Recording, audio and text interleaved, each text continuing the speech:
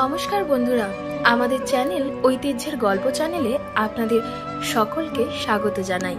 আজকের নতুন পর্ব শুরু করার আগে আপনাদের সকলের কাছে অনুরোধ, আমার চ্যানেলে যদি আপনি নতুন হয়ে থাকেন অবশ্যই চ্যানেলটি সাবস্ক্রাইব করে পাশে থাকবেন। বন্ধুরা, মহাভারত মহাকাব্যে অশ্বত্থামার কথা তো আমরা সকলেই জানি।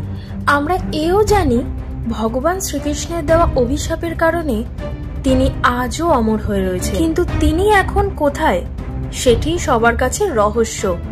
তাকে কি কেউ দেখেছে? তবে ভারতবর্ষের এমন কিছু ব্যক্তি আছে যাদের কথা অনুযায়ী তারা অশ্বত্থামাকে দেখেছেন। চলুন আজ তাদের সাথে ঘটে যাওয়া ঘটনাগুলোই আপনাদের সাথে শেয়ার করব। 1 দশক ধরে বিস্তৃত একটি সংবাদপত্রের নিবন্ধ একজন অবসরপ্রাপ্ত রেল কর্মচারীর ভাষ্যমতে নবসারীর অর্থাৎ গুজরাটের একটি জঙ্গলে ঘুরে বেড়ানোর সময় তিনি প্রায় 12 ফুট লম্বা একজন মানুষকে মাথায় ক্ষত নিয়ে ঘুরে বেড়াতে দেখেছিলেন। তিনি তার সাথে কথোপকথন করার দাবি করেছিলেন এবং জানতে পেরেছিলেন যে ভীম নাকি তার চেয়ে অনেক লম্বা এবং শক্তিশালী ছিলেন। 1992 সালে পৃথ্বীরাজ চৌহান মোহাম্মদ ঘুরির সাথে যুদ্ধে হেরে গেলে তিনি জঙ্গলে চলে যান। সেখানে তিনি একজন বয়স্ক ব্যক্তির সাথে দেখা করেন যার মাথায় ক্ষত ছিল।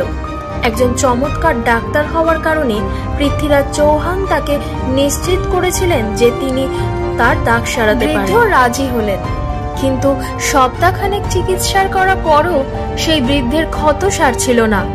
পৃথ্বীরাজ অবাক হয়ে বিস্তারিত বুঝতে পারলেন। তিনি বৃদ্ধকে জিজ্ঞাসা করলেন তিনি অশ্বত্থামা কিনা। বৃদ্ধ বললেন তিনি অশ্বত্থামা এবং তারপর প্রস্থান করলেন। 12 শতাব্দীতে তার সম্পর্কে রচিত বই পৃথ্বীরাজ রাসতে এই বর্ণনা দেওয়া হয়েছে।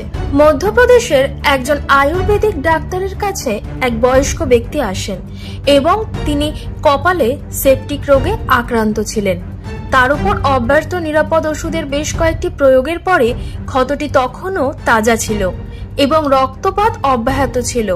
এতে আশ্চর্য হয়ে ডাক্তার বললেন যে তার ক্ষত নিরাময়হীন। তখন ডাক্তারটি বললেন, আমি আশ্চর্য হলাম, আপনি কি অশ্বত্থামা? বয়স্ক ব্যক্তিটি হেসে উঠলেন। কিছুক্ষণ পরেই তিনি রোগীর আসন খালি দেখতে পেলেন।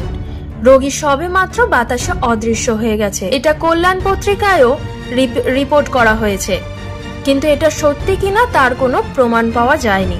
আরেকটি কিংবদন্তি অনুসারে বুরহানপুরের কাছে একটি ভারতীয় গ্রামে আসিরগঞ্জ নামে একটি পুরনো দুর্গ রয়েছে। অশ্বত্থামা প্রতিদিন সকালে একটি শিবলিঙ্গে ফুল অর্পণ করেন বলে বিশ্বাস করা হয়। এটি কিছু নিউজ চ্যানেলে সংক্ষিপ্তভাবে এসেছে। কিছু যোগী যেমন পাইলট বাবা হিমালয়ের পাদদেশে উপজাতিদের মধ্যে বসবাসকারী অশ্বত্থামার সাথে তাদের সাক্ষাৎ এবং কথোপকথনের কথাও উল্লেখ রয়েছে। এরকম আরো অজানা তথ্য জানতে হলে অবশ্যই আমাদের চ্যানেলের সাথে থাকুন। ধন্যবাদ।